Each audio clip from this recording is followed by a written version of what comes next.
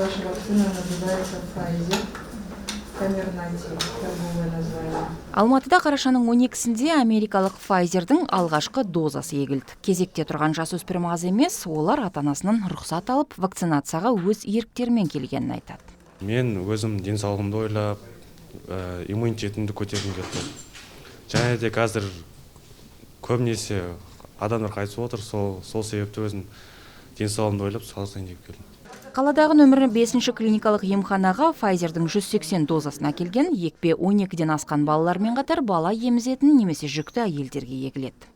Әрине, сондай үлкен зерттеуден өтпеген, дегенмен енді жер бетіндегі ең ақылды деген адамдар шығарып отырғандықтан, сондықтан сенем.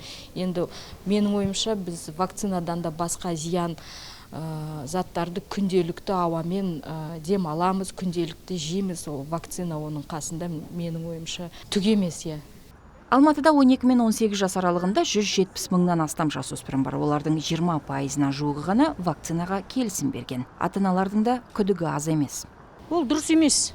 Үлкендердің өзі көтере алмай жатыр. Балалардың өзінің керекті ғана прививкасын жасау керек. Ал мына вакцинаға мен қарсымын. Негізі вакцинацияға мен қарсылығым жоқ, бірақ дәлелдеп дұрыстап тексеріп, ішіндегісі балаға әсер еткенде қандай реакциялар береді, сол егер тексеруден өтіп жақсы, неге салдырмасқа? Қазір ол толық зерттелмеген, кейін қандай ол кері әсері бола ма, жоқ жақсы бола ма, оны ешкім білмейді, ешкім гарантия бермейді ғой.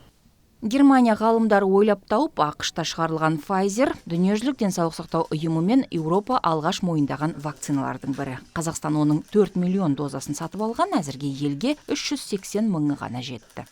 Мәншік Асаутай, Санат Нұрбеков, Азат Ньюс.